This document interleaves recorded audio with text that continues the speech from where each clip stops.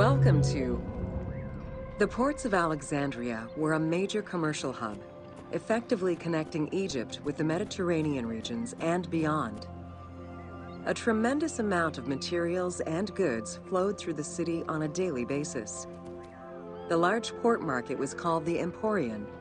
It was there that merchandise was traded by the ship owners, called nakliros.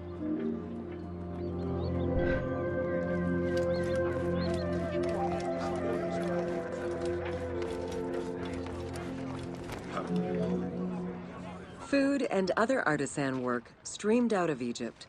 Ceramics, glass, golden rings, and minted coinage. The local potters, using traditional Egyptian techniques, competed with those from abroad, and the textile industry flourished. What Egypt did not produce itself was acquired through trade, using local resources such as wheat and papyrus.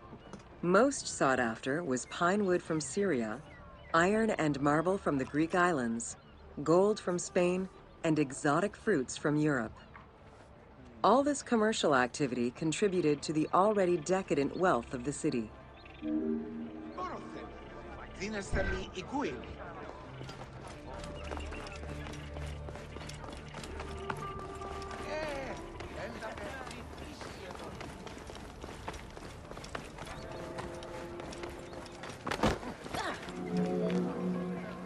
The wood imported to Port Mareotis through Alexandria's seaward ports was used in the nearby shipyards, where most of Egypt's ships were built.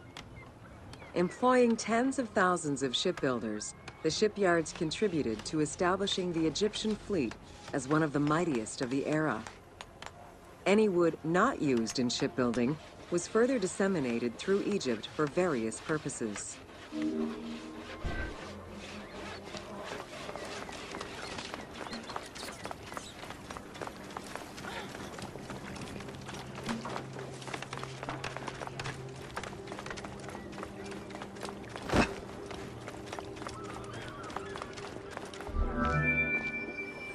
The southern port of Lake Mareotis was the biggest in Alexandria.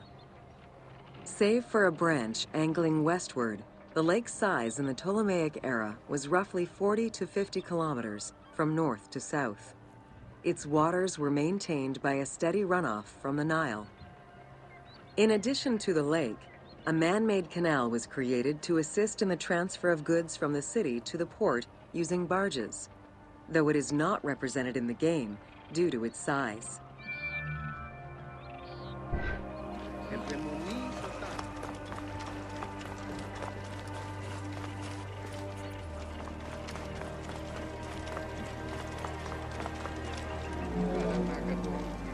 Banking was one of the most distinctive innovations brought by the Greeks to Egypt.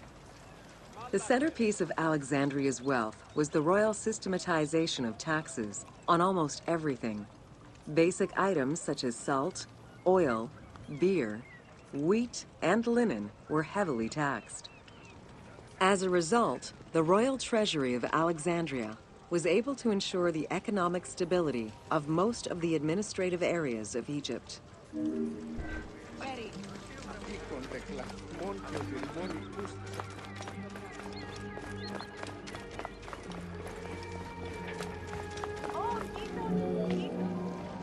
By the late 12th century, the channel feeding the lake from the Nile silted up. Lake Mareotis lost its connection to the Mediterranean, as well as most of its water, as the lake slowly evaporated to a fraction of its former size. In modern times, Lake Mareotis is being kept alive through irrigation.